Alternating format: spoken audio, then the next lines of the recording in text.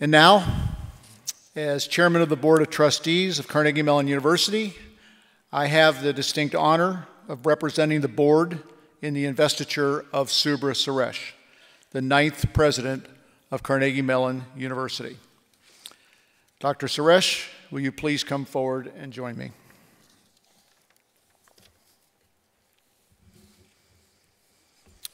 This part's formal. Subra Suresh, by the authority of the Board of Trustees and with the enthusiastic approval of the faculty, staff, students, alumni, and this distinguished assembly, I present into your keeping the Charter of Carnegie Mellon University. I also present to you the Great Seal of the University, the symbol of the high office you now hold, and invest you with all the rights, privileges, and responsibilities of the office of the president. May you serve our great university with wisdom, compassion, and dedication.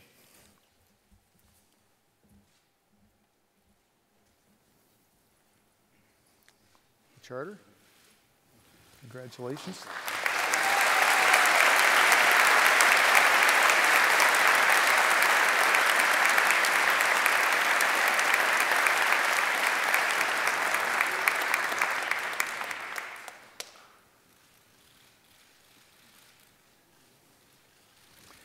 Ladies and gentlemen, on behalf of the Board of Trustees and the Academy, I present to you the 9th president of Carnegie Mellon University, Subra Suresh.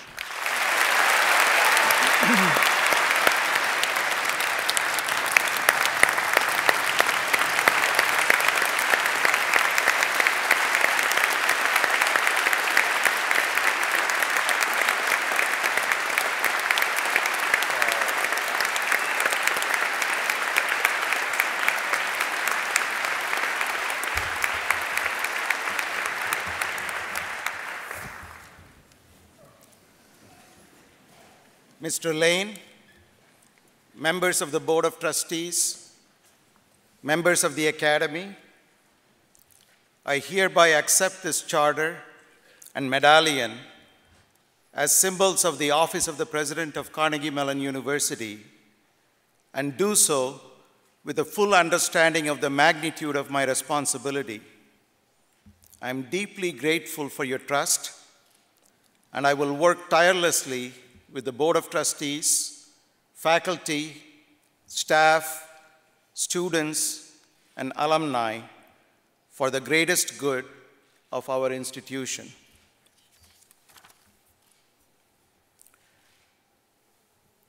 Chairman Lane, Dr. John Holdren, Dr. Eric Schmidt, dear members of the faculty, students, staff, colleagues, friends who have come from far and near. Crossing boundaries, transforming lives.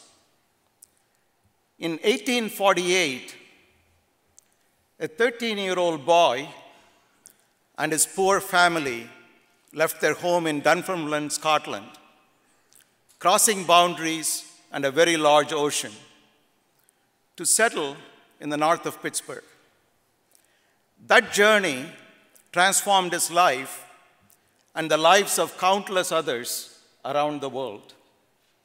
That boy, Andrew Carnegie, went on to build the largest and most innovative steel company of the 19th century in his new city. He devoted the later years of his life to extraordinary philanthropy with a focus on what he considered as the most important needs of his time: education, research, libraries, the arts, and peace among nations. On November 15th, 1900, exactly 113 years ago to this day, Andrew Carnegie attended a dinner in the hotel across the street from this place where we are right now, which is now the University of Pittsburgh Student Union. There, he read aloud a letter to the mayor of Pittsburgh with a proposal to create a new kind of school in Pittsburgh. It was to be a place where young men and young women would be given practical training in skills for work and life, and in the arts, science, and technology. Carnegie ended his letter with the phrase, "My heart is in the work," which became the motto of the university that he created, that we now know as Carnegie Mellon University. His vision and philanthropy defined the unusual and powerful educational and research culture of Carnegie Mellon that uniquely integrates science and technology on the one hand with the arts and humanities on the other. Standing here on the 113th anniversary day of Andrew Carnegie's proposal to create what has now become Carnegie Mellon University, I cannot help but think about my own journey that brought me here. I am here because of the vision and courage of a mother who herself was not lucky enough to go beyond high school. Still, she encouraged me to cross many boundaries, knowing all the risks and personal sacrifices that she would have to endure, and knowing fully well that my journey would transform my life and hers forever. 36 years ago, I crossed many national boundaries and several large oceans with a partially filled suitcase and less than $100 in my pocket and a one-way airline ticket purchased with a loan to begin a new life that would eventually bring me here to this very place where exactly 113 years ago today, Andrew Carnegie's hard work, another immigrant's hard work, created the university that I'm now so fortunate to lead as president. Many others who were courageous enough to cross boundaries have shaped the culture of Carnegie Mellon. I will mention only a few. Dr. Herbert Simon was a CMU professor, a pioneer in the areas of artificial intelligence and machine learning, and a Nobel laureate in economics. In 1956, the year I was born, Simon grasped the potential power that computing would bring to the world. He developed this powerful idea to reshape the university and the world, including the subsequent founding of the School of Computer Science and the Heinz College of Public Policy and Management, and the creation of a totally new psychology faculty focused on cognitive neuroscience. He also led by example by embracing the powerful value of multiple disciplinary perspectives in conducting research that to this day enriches the culture of teaching, creativity, and discovery on this campus. Simon walked to work every day from his house on Northumberland Street, just a mile from here, where Mary and I now live, and his spirit is still very much alive on this campus. Carnegie Mellon owes much to such scholars and pioneers. We also owe much to 8 previous presidents of Carnegie Mellon: Arthur Hammerschlag, Thomas Baker, Robert Doherty, John Warner, Guy Stever, who after he left Carnegie Mellon went to become the director of the National Science Foundation, Dick Syatt, Robert Mehrabian, and Jerry Cohen, whose hard work and passion for this campus have shaped its intellectual vitality. With the past several presidents of Carnegie Mellon, this university in partnership with the University of Pittsburgh, has played a critical role in the entrepreneurial, economic, and cultural rebirth of Pittsburgh, the county, and the region. I would like to take this opportunity to thank my very dear friend, Mark Nordenberg, who is here, Chancellor of the University of Pittsburgh.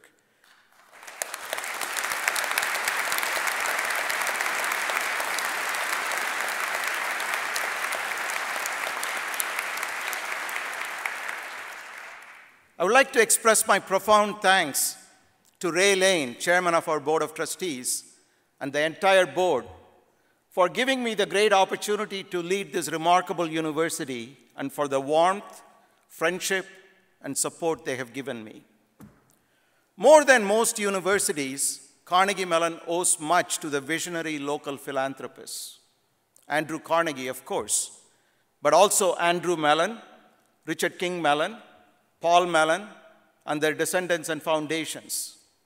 The Heinz family and the Heinz endowments, led by Teresa Heinz Kerry.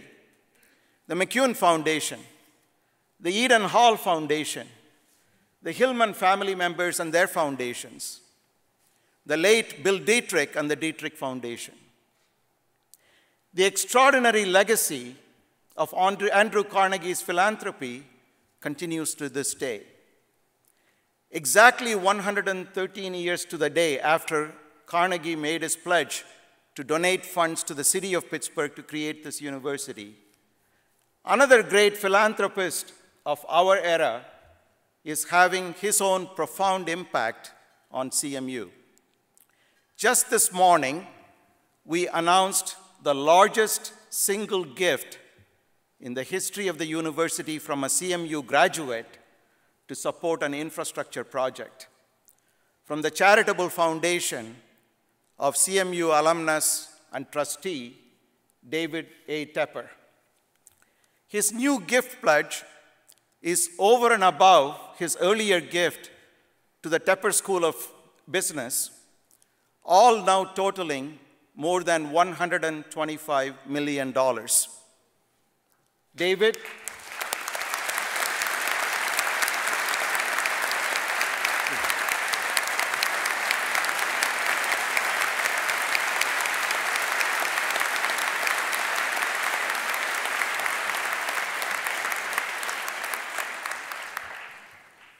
David, on behalf of the entire CMU community, I would like to thank you for your extraordinary generosity, your commitment to CMU, and your trust in the growing potential of this university.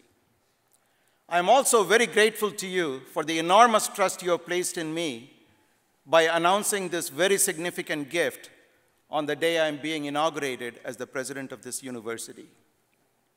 The university is also fortunate to have some 92,000 accomplished alumni across the globe whose successes and connections with Carnegie Mellon enrich this university every day. Current members and alumni of CMU campuses now span the globe. Many of them are watching this live thanks to the technology enabled by CMU and companies like Google. From Pittsburgh to New York City, to Silicon Valley, to Australia, to Singapore, to Qatar, to Rwanda. Going from the past and the present to the future, there are many exciting possibilities, perhaps even imperatives, for CMU. Since July, I have benefited from my listening tour in addition to various forums around the country and around the world, meeting with faculty, students, staff, alumni, trustees, parents, and friends of the university.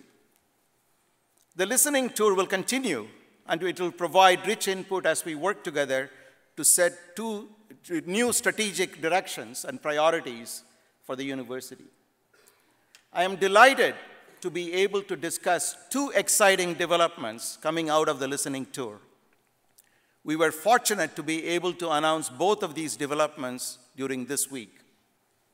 First, David Tepper's new gift will crystallize an exciting new vision for the new phase of evolution of the CMU campus.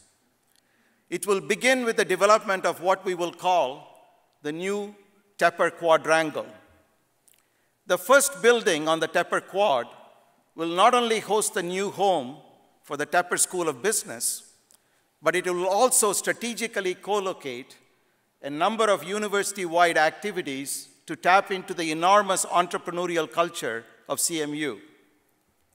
Data suggest that for the last 5 years, CMU has created more spin-off companies per federal research dollar than any other university in the United States, especially a university with no medical school.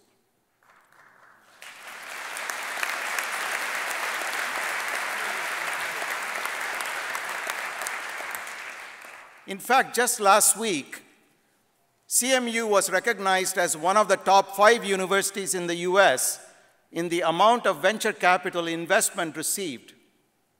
Really astonishing for a university that's not located in one of the top 5 metropolitan areas on either coast.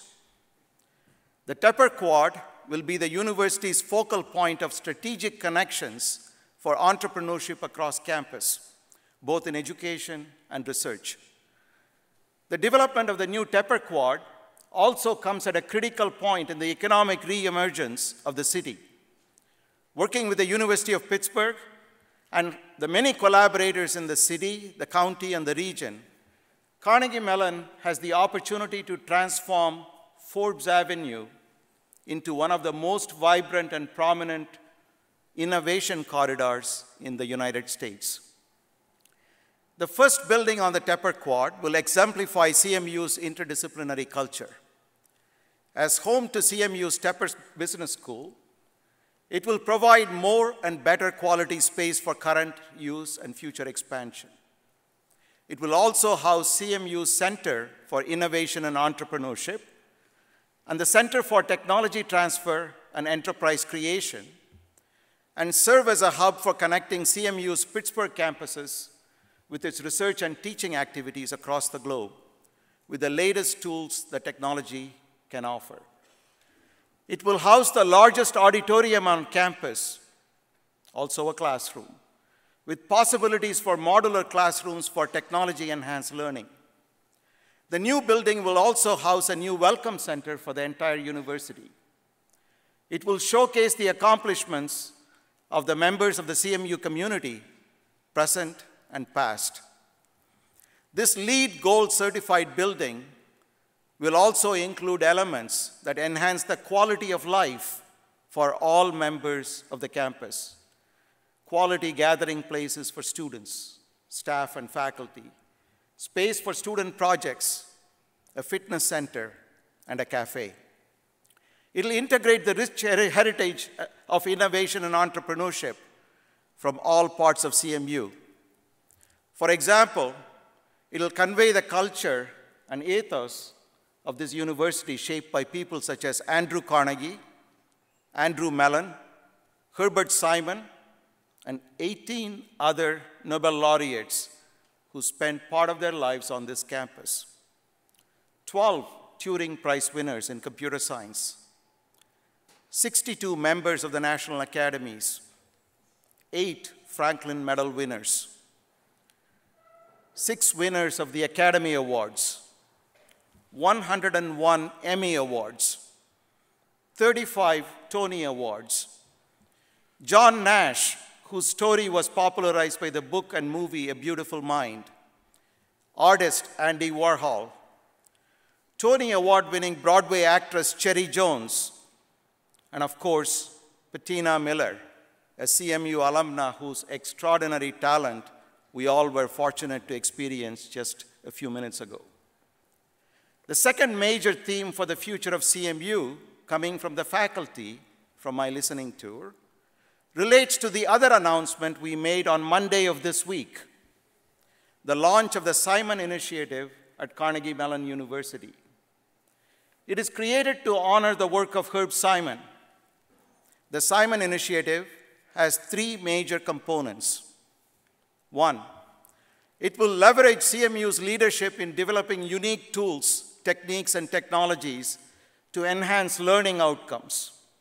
Specifically, it will crystallize years of activities at CMU through such entities as the Open Learning Initiative, the Science of Learning Center, jointly administered with the University of Pittsburgh and funded by the National Science Foundation, and the Eberly Center for Teaching Excellence and Educational Innovation, into a coherent, university-wide effort. We will create a new seed funding mechanism, partnering with the deans of all the schools and colleges at CMU to expand the impact of CMU's rich portfolio in using technology to improve learning outcomes, both for our students on campus and for learners worldwide. 2, we have launched the new Global Learning Council, or GLC, which comprises thought leaders in education and technology-enhanced learning. The GLC is a virtual entity that is committed to developing metrics, best practices, and standards to improve learning outcomes for the individual as well as for millions of learners. 3rd, a large data bank that will be open to the world will be developed as part of this initiative to store, research, and analyze information about learning and about the outcomes of teaching. Of course, we have partnered with Google and Microsoft in this effort. The Simon Initiative will coordinate its activities of many faculty members from across campus and others who will join them and from around the world through strategic points of convergence at the new building to be built on the Tepper Quad. Our College of Fine Arts was part of Carnegie's vision for this campus since 1900, and it has a wonderful record of contributions to American art, architecture, design, music, film, and theater. In 2012, the School of Music celebrated its centennial. Next year, in 2014, we will celebrate 100 years at the School of Drama. Next year will also mark the 25 years, officially, of the School of Computer Science. As we celebrate these milestones, I cannot help asking the following questions. What would today's world be like if CMU did not create its School of Computer Science? In fact, I asked Eric earlier, what would Google be like if CMU did not create the School of Computer Science? What would the world of fine arts and entertainment be today if Carnegie Mellon did not create its top-ranked School of Drama 100 years ago? Art and technology at CMU are interconnected parts of a whole. So are business and public policy. These are all our signature strengths. The humanities, behavioral sciences, and social sciences further strengthen and enrich this uniquely creative intellectual portfolio. And from languages to philosophy to statistics to psychology, our scholars have made collaboration and connection a part of their mission. There are many technological challenges and solutions facing us in the 21st century. Adapting to global change, coping with infectious diseases, devising new ways to preserve clean water, use of computation and big data to improve health and education while preserving privacy and confidentiality. These are technological challenges that will demand the best in engineering and natural sciences working together. But they are also human challenges. They require serious consideration of the human condition. We cannot meaningfully confront human challenges without bringing balanced perspectives from the humanities, fine arts, social, behavioral, and economic sciences to address them. CMU's unique strength in bringing different disciplines together is just one aspect of our diversity. In addition, gender, racial, ethnic, and national origin diversity is essential for much greater impact. When people with different life experiences come together to work on a common problem, they see the same issue from different vantage points, and they correct one another's hidden biases. Therefore, diversity in all human and disciplinary dimensions intrinsically enhances innovation. Whereas 113 years after the founding of this great institution, we continue to echo our founder's statement, "My heart is in the work." Let us also recommit ourselves to the human dimension that underpins and energizes our goals, aspirations, and actions. Let us also say today and every day, "My work is from the heart."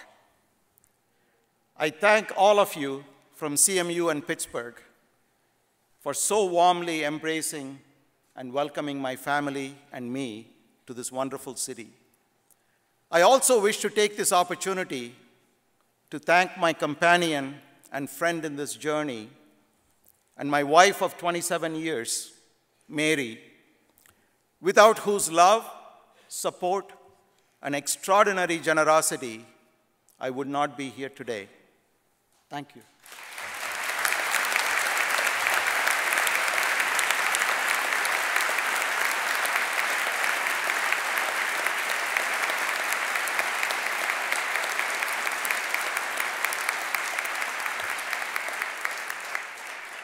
I would also like to thank our two daughters, Nina and Meera, my sister, Chitra, and all our family members and friends who have joined us here today. Thank you very much.